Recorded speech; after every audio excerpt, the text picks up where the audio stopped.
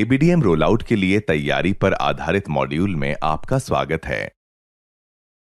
इस मॉड्यूल के अंत में आप सक्षम होंगे एबीडीएम में भाग लेने के लिए अस्पतालों द्वारा अपनाए जाने वाले चरणों को समझने में, एबीडीएम सक्षम बनने के लिए टेक्नोलॉजी आवश्यकताओं को समझने में।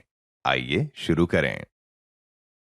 डॉक्टर राशिद से मिलिए। वह एक निजी क्लिनिक चलाते हैं और उनके पास कोई health management information system HMIS नहीं है। उन्हें हाल ही में एबीडीएम के बारे में पता चला और वह इसमें भाग लेने के लिए उत्साहित हैं।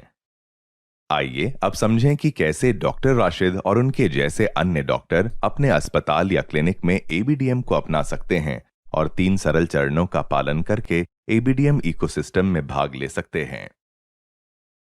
HPID और फैसिलिटी आईडी बनाएं। एबीडीएम वेबसाइट पर जाएं और HPID बनाएं। सुविधा को HFR में पंजीकृत करने और फैसिलिटी आईडी प्राप्त करने के लिए फैसिलिटी मैनेजर के रूप में लॉगिन करें। फैसिलिटी आईडी बनाने की विस्तृत प्रक्रिया एबीडीएम के घटकों पर आधारित मॉड्यूल में पहले ही विस्तार से बताई गई है। एबीडीएम सक्षम HMIS सिस्टम चुनें। अस्पताल या क्लिनिक के लिए फैसिलिटी आईडी बनाने के बाद अगला कदम एबीडीएम सक्षम health management information system HMIS को चुनना है। एबीडीएम के कई सॉफ्टवेयर पार्टनर्स हैं जो इसके इकोसिस्टम में पहले से ही एकीकृत और सक्षम हैं। सभी एबीडीएम सक्षम HMIS एप्लीकेशनों की सूची एबीडीएम वेबसाइट पर उपलब्ध है। डॉक्टर या फैसिलिटी मैनेजर एबीडीएम सक्षम HMIS एप्लीकेशन की सूची में तुलना करने के बाद अपने अस्पताल या क्लिनिक की आवश्यकताओं के लिए सबसे उपयुक्त प्रोडक्ट को चुन सकते हैं। वे एबीडीएम सक्षम HMIS के लिए मिनिमल वायबल प्रोडक्ट गाइडलाइन यानी MVP गाइडलाइन भी देख सकते हैं। उपयुक्त HMIS एप्लीकेशन को चुनने की युक्तियां अगले मॉड्यूल में बताई गई हैं। यदि कोई अस्पताल या क्लिनिक पहले से ही HMIS का उपयोग कर रहा है तो उसकी टेक्निकल टीम अपने HMIS को एबीडीएम सक्षम बनाने के लिए NHA की IT टीम से संपर्क कर सकती है। अगला कदम अस्पताल या क्लिनिक में HMIS लागू करना है। HMIS के इंप्लीमेंटेशन की योजना फैसिलिटी के आकार के अनुसार बनाई जा सकती है।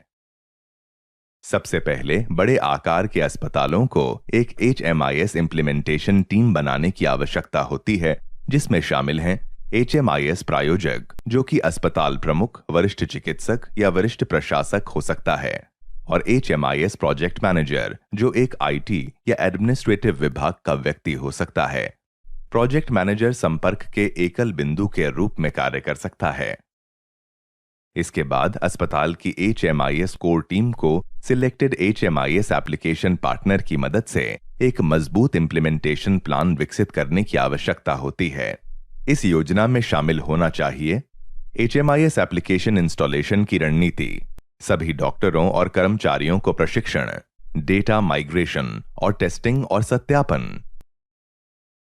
इस तरह छोटे आकार की सुविधाओं या क्लिनिक को चाहिए सुनिश्चित करना कि कर्मचारी और डॉक्टर HMIS का उपयोग करने के लिए पूरी तरह प्रशिक्षित हों।